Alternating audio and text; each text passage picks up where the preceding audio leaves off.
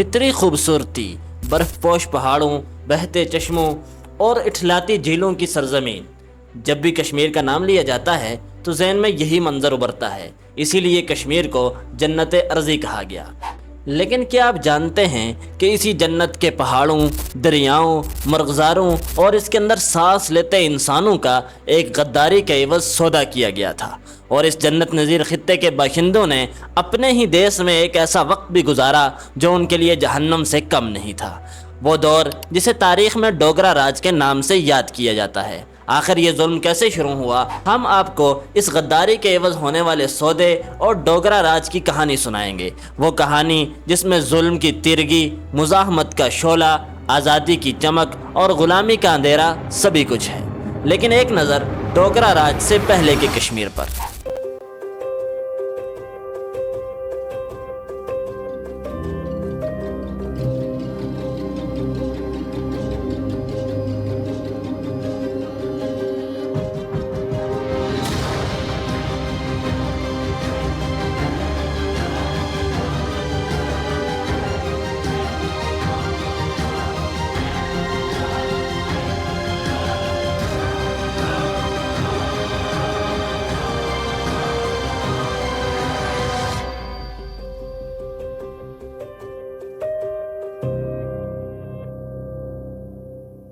آج جس کشمیر کو ہم مظلومیت کی تصویر بنے ہوئے دیکھتے ہیں، کیا وہ ہمیشہ سے ایسا ہی تھا؟ جی نہیں۔ ہندوستان میں مغلوں کی آمد سے قبل یعنی 1586 عیسوی سے پہلے کشمیر کسی بیرونی حکومت کا غلام نہیں تھا، بلکہ کشمیر پر مقامی حکومت تھی جو مکمل آزاد اور خود مختار تھی، جس کی بنیاد 1339 میں سلطان شمس الدین شاہ میر نے رکھی۔ یہ کشمیر کی پہلی باقاعدہ اسلامی سلطنت تھی۔ شاہ میر سلطنت کے ایک بادشاہ سلطان زین العابدین کے دور میں کشمیر علم و ہنر، ثقافت اور خوشحالی کا مرکز بن گیا۔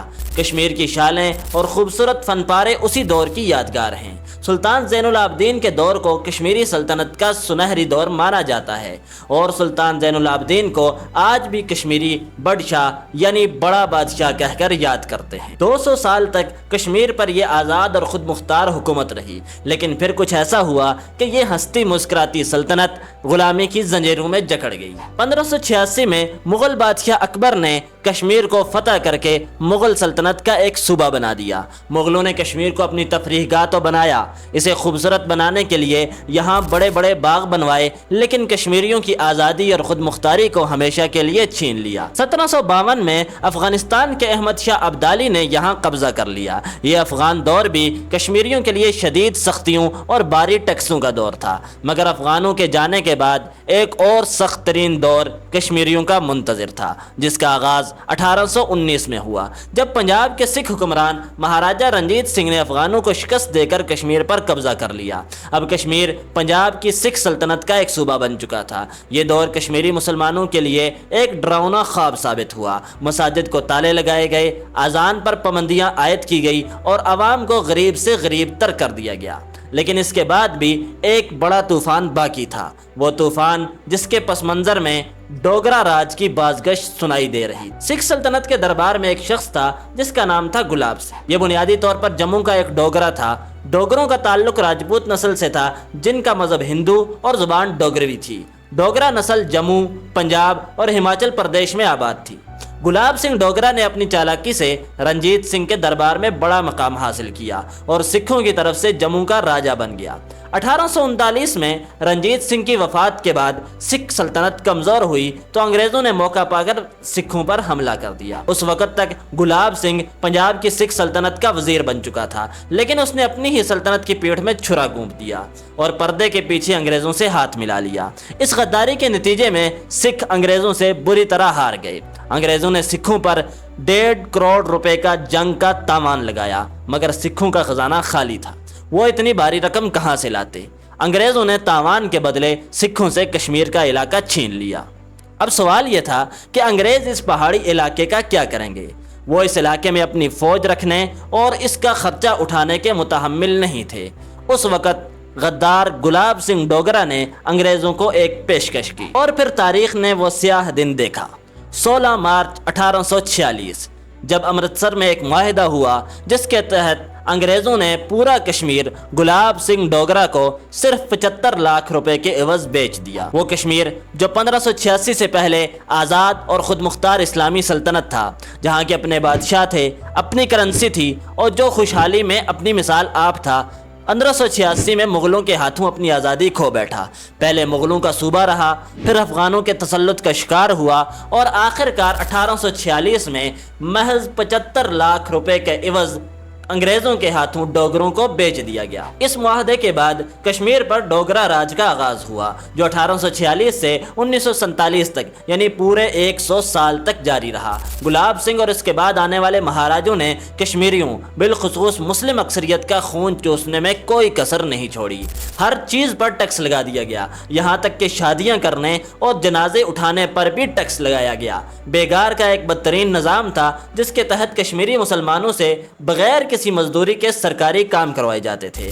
سرد پہاڑوں پر انہیں سامان اٹھا کر چلنے پر مجبور کیا جاتا، جہاں بہت سے لوگ بھوک اور سردی کی وجہ سے اپنی جان سے ہاتھ دھو بیٹھتے تھے۔ کشمیری مسلمانوں کو تعلیم اور نوکری سے محروم کر دیا گیا۔ مگر جب ڈوگروں کا ظلم حد سے بڑھا تو انقلاب نے جنم لیا۔ 1931 میں کشمیریوں کے صبر کا پیمانہ لبریز ہو گیا۔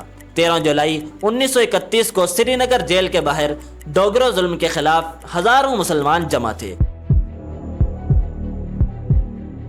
نماز کا وقت ہوا تو ایک نوجوان نے اذان دینا شروع کی۔ ڈوگرا پولیس نے گولی چلائی اور اذان دینے والا کشمیری نوجوان شہید ہو گیا۔ اس کے گرتے ہی ایک دوسرا نوجوان آگے بڑھا، جس نے اذان کا سلسلہ آگے بڑھایا، اسے بھی شہید کر دیا گیا۔ تاریخ گواہ ہے کہ ایک اذان کو مکمل کرتے کرتے 22 کشمیری نوجوانوں نے اپنی جان قربان کی، مگر اذان مکمل کر کے چھوڑی۔ یہاں سے کشمیر کی تحریک آزادی کا باقاعدہ آغاز ہوا، مگر ابھی تک کشمیر کی قسمت کا فیصلہ نہیں ہوا تھا کہ ہندوستان کی قسمت کا فیصلہ کرنے کا وقت آ پہنچا۔ انگریز بر صغیر چھوڑ کر جا رہے تھے اور ہندوستان کو تقسیم کر کے پاکستان اور بھارت 2 آزاد ملک بنائے جا رہے تھے۔ قانون کے مطابق کشمیر کو مسلم اکثریتی علاقہ ہونے کی وجہ سے پاکستان کے ساتھ الحاق کرنا تھا، مگر اس وقت ڈوگرا حکمران مہاراجہ ہری سنگھ آزاد رہنے کے خواب دیکھ رہا تھا، مگر کشمیری مسلمانوں کی غیرت نے انقلابی قدم اٹھا لیا۔ ڈوگرا راج کے خلاف پونچھ کے غیور عوام نے بغاوت شروع کی اور اکتوبر 1947 میں پاکستان سے بھی ہزاروں لوگ کشمیری مسلمانوں کی مدد کرنے کے لیے وادی میں داخل ہو گئے۔ یہ ایک مسلح جدوجہد تھی جس کی تیز تر پیش قدمی نے مہاراجہ ہری سنگھ کو خوفزدہ کر دیا اور وہ سری نگر کو چھوڑ کر جموں کی طرف بھاگ گیا۔ وہاں اس نے بھارت سے فوجی مدد مانگی۔